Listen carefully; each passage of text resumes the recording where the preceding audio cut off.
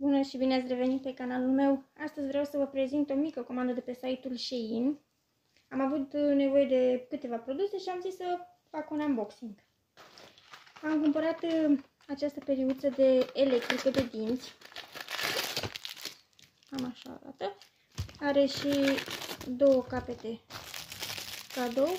Am să vă pun prețul undeva într-un colț acolo. A fost foarte ieftin. Așa. Acest suport pentru telefonul, atunci când este la încărcat, ca să punem telefonul să-l mai las jos sau pe noptieră. Acest set de unghii false, le-am mai văzut pe internet, undeva erau la 40 de lei și pe site-ul acesta erau chiar foarte ieftine. O verighetă, am să și desfac, nu este pentru mine, numărul 9.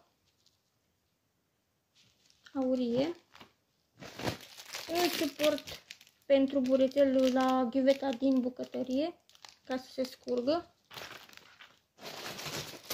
pixuri, că niciodată n-am niciun pix la îndemână, pixuri cu gel, și acestea au fost foarte ieftine, veneau undeva la 80 de bani bucata și am zis că de ce nu. Pentru școală am mai luat aceste piloturi.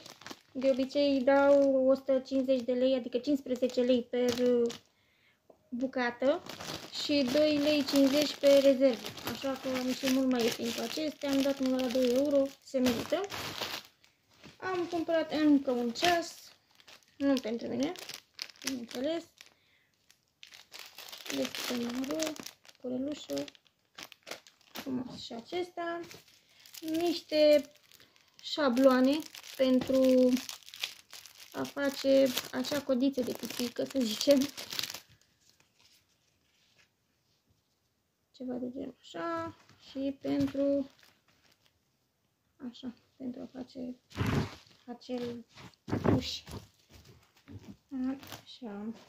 Am cumpărat acest suport pentru telefon cu magnet, habar n-am. Pentru GPS-ul este foarte bun, zic eu, nu știu cât de bun și cât rezistă. Îi voi face proba și vă spun dacă este bun sau nu. Așa, și acum trecem la capitolul haine. Mereu cumpăr haine de pe site-ul Shein, material bun, dar recomand cu o mărime mai mică. Purtați S, puteți să luați XS. M, luați S, pentru că vin foarte mari. Am luat un hanorac așa pentru 10 ani, zic că îi vine, cu glugă, este un pic îmblănit, chiar frumos, pentru un băiețel de 10 ani, de ce nu? Aici am mai cumpărat pentru sus, am cumpărat pe un sus, tot așa un hanorac, mi-a plăcut foarte, foarte mult, dar aceeași greșeală tot iau, el poartă M, dar lui cred că îi trebuia un S, că este mare, ceva așa, îmi pare rău de el că este foarte frumos, dar este tot așa împlănit, asta este. Ok, pentru mine am luat tot un hanoracul acesta. Mi-a plăcut, este mărimea S, dar merge și la un M, sigur. Am zis că iarna sau când este frig, pun tricouaș pe dedesubt, merge, de ce nu.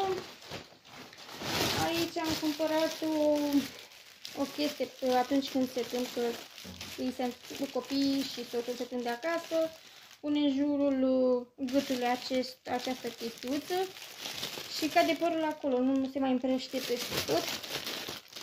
Cred că am spus corect. Am să vă pun poze ca să vă dați seama că nu știu și cum. Slujnitul. Aici bagă capul. Aici are un scai unde mărește după gât și cade părul aici. Pe care luăm și îl scuturăm. Bun. Pardon. Pentru băiețelul meu cel mic am luat tot așa. Un hanorac, fiecare câte ceva. Acesta este foarte bun. Mi-a plăcut enorm de mult. O pereche de blugi.